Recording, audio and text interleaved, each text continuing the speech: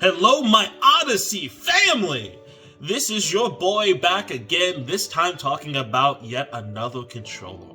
But is it really odd this time? Not really. We're talking about something that's very near and dear to my heart. We're talking about VR. Now, I know it's weird seeing how most of the time I'm using a Fight Stick or Nintendo 64 controller to play, so why do I care so much about VR? Well, VR has been around for most of my childhood, even though I've been playing it for mainly about 2 to 3 years with the Oculus Quest 1. I've been super into what VR can do. I've been it since one of my favorite animes as a kid was Dot Hack. And for the young kids that don't know what Dot Hack is, it's the thing that came before Sword Art Online. It's the thing that made Sword Art Online possible, and all these other video game-esque animes where you're stuck in the game possible. This is the one that tested the waters for you and just made everything great. But that's neither here or there. The reason we're talking about this today is PlayStation 5 just showed off their PlayStation 5 controllers. Yes, I said that weird. Sony just talked about the PS5 controllers with images, and I cannot be happier to see the improvements they've added from their last controller. It's almost like they threw that design in the trash. You won't even recognize the boys. But I can also tell you I'm a little bit concerned based that the design is so close to the Oculus.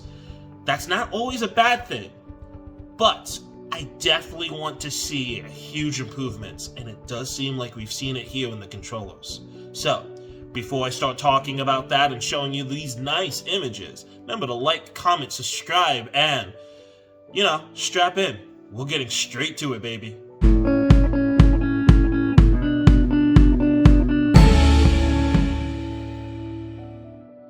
Alright, so I couldn't wait to talk about this. And no, it's not Fortnite. Even though, is that Tomato?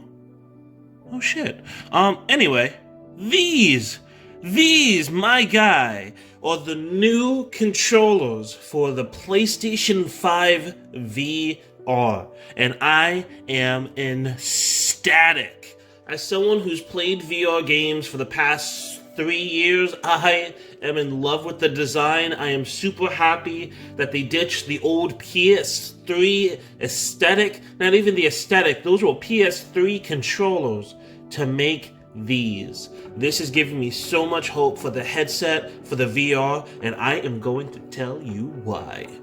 Now, just look at these nice cylinder ovals. This is very reminiscent of the controllers for the Oculus Quest, the Oculus Rift, and just basically VR headsets on PC for the past 3 to 4 years. That is giving me a ton of hope because on the list right underneath these, talking about what's so special about this, you get a huge laundry list of the design, which I just told you it's very ergonomic, it's stylized, but the style is also part of the functionality. Because when you get a closer look at that. That's honestly just a ripoff of the Oculus controller, but I don't care because they approved. What they did is approve. You still get the adaptive triggers from the PS5 controller. So that means once they start making first-person shooting games in VR, you're still going to feel it. If they make Spider-Man, you can really feel the web shooting and your hand shaking. I want that. I need that.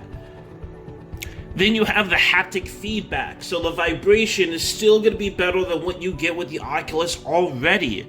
You get finger touch detection. That's where this weird shape, alien-like shape, comes in. Because even on the Oculus, without me actually touching the controller, it's picking up what my fingers are possibly doing. Right now, it only really picks up the first 3, and then it makes the last 2, your pinky and index, kind of like attached. But it still gives you that illusion of grabbing, pointing, and all of that you don't really have to touch the controller to do, and I'm glad they're bringing this over. Then you get VR tracking, which this one is giving me a whole lot of hopes. With the VR controller is tracking the new VR headset through a tracking ring accessing bottom of the controller. So, what that means is that the controller and headset are talking to each other. That's not anything new. But with this kind of technology of tracking, you are going to be able to have a full range of motion. You can go behind your head, you can go over, under, you can have it swing back like you're about to do a haymaker, and the headset is going to track that controller, both of them, in real time, giving you almost zero lag in the process.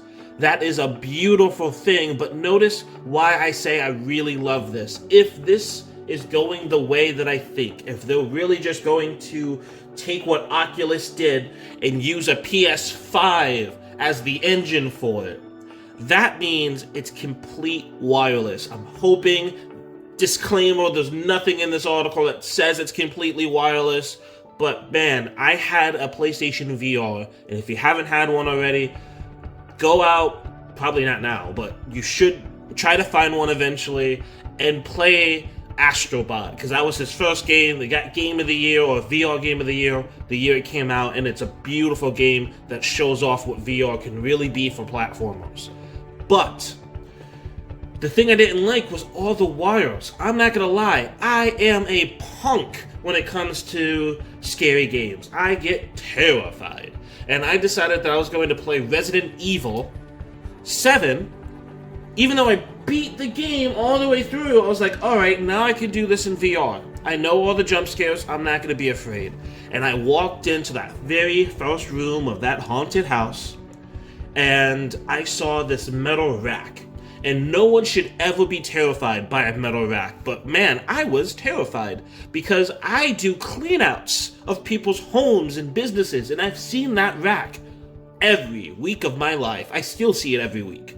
And the rust on it, the amount of hooks on it, the amount of holes on it, it's real. And that just solidified in my head everything that I'm going through right now. It's real. And then I get to the kitchen. I've cleaned kitchens that look more disgusting than that one. I smelt the fridge. Not to say my apartment was dirty, but I looked at it and went, ugh, please don't open that. Please, I know what's in there. Don't open, oh, no. But when I jump back from any jump scare, I was always tugging the wire. If I was playing Beat Saber and I wanted to just do a quick turn, I was always tugging the wire, and that always scared me that I was going to be pulling down my PlayStation and vice versa, my TV. Wasn't trying to have that. And also with tracking, on the Oculus, you end up having the ability to move a surrounding around you. So when you first start it, you get to put up a barrier, an imaginary barrier saying, hey, this is where my gameplay is going to be happening. This is where I'm going to stand. This is where the kids are going to be playing. And what that does is anything that's outside of that barrier gets a red fence. So once you get close to it, the fence just appears so you know this is your boundary. If you go past this, you're going to hit the TV, you're going to hit the wall, you're going to fall down the steps. Please don't. And on the Oculus, which please Sony, do this too, on the Oculus, when you step out of that barrier, the cameras that are used to track the controllers end up turning into a black and white feed of your surroundings, so you can see what you're doing if you just needed to go answer the door real quick, or check your phone, see if why one of the kids are crying, things like that. But back to this actual thing, you still get all the normal setup and buttons for normal games like your R2, L2, things like that. And that is pretty much it. But I am going to talk more about why this is a good thing and possibly a bad thing that I think of Oculus the instant I look at these controllers. So, we just talked about the VR controller and how great. I love the look, I love the haptic feedback is back, I love the adaptive triggers are in it, but is that really enough to set it apart from this guy? This is the controller for the Oculus Quest 1. The Oculus Quest 2 uses a very similar controller. It's all in white. It has all the same features. That's why I decided not to buy the Oculus Quest 2. I already had the one, and in personal opinion, the one's a little bit better. You don't need Wi-Fi to constantly run this guy on the Oculus Quest 2. If you don't have Wi-Fi, you ain't playing it. So forget about taking it on most vacations. But this, right here, showed off how great it was. Because if you just move like this, it tracks these two fingers, not these two, again, and it's all because of this weird design. I don't know the tech inside of it. I'm not a tech guy. I'm not US Tech USA, and I'm definitely not Spawnwave. But this is such a beautiful design when it comes to just looks, feels. It slides right into your hand. You know where everything that's supposed to go, and it fits perfectly. I just had my nieces play with this, and even though they are 3 times shorter than I am, it fit perfectly in their hands. There was nothing I really had to tell them about how to actually use it. It's just intuitive. And that's what I like about the design, is because it maps out your hand, and because your glasses go in and it just looks like you just appeared in a digital space. Your mind already knows, let me try my hands. I feel buttons, let me try these buttons. And that's what I liked about old school games. There was very little direction. And in this kind of setup, they have the playscape for very little direction and to do it properly. Now, what do I not hate? Hate's a strong one. I really, really, really don't like it. The controller is very, very similar. Yes, the other one is more rounded and it goes around the palms. But if you take a look at the Oculus Rift controller, which Future Day will put that up now. Alright, if you looked at that controller, it did go over the palm. You know, it went over the knuckles. So, what is making this stand out? Honestly, right now, at looks, nothing. If you had to buy an extra pair, I am personally afraid that someone's going to come into my store at GameStop and go, let me get those controllers. That can work on the Quest, right? And I have to explain, no, this is just PlayStation. It's like, no, those look like Quest controllers. Let me take those. And I know that every one of you guys are thinking is, no one's going to do that. If they did that, they deserve to buy their own stuff. They did that to themselves. No, in retail, you need to try to protect the customer and inform the customer.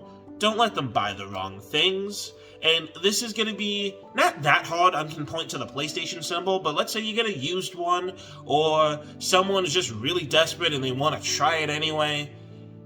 It's a hard bite because it looks like it should work. It feels like it should work. You're gonna put it in your hand and go, man, this feels exactly the same. And it's not. It's just straight up not. So, dude, I wish they changed a little bit more of how it looked. A little bit.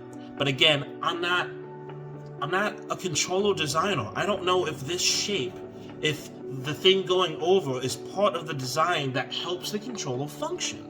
Because if it is, then there's nothing you can really do except slap some more PlayStation logos on it. But no one wants to look at that. I mean, I want to look at that. Give me a bunch of different designs in this. Give me Collector's Edition Joy-Cons. Come on, I want this. If you gave me this in red and white, I will buy it in a goddamn heartbeat. And I know a lot of people are like, well, you can't even see it. Too bad. I don't want to see it when I'm playing. I want to see it when I display it.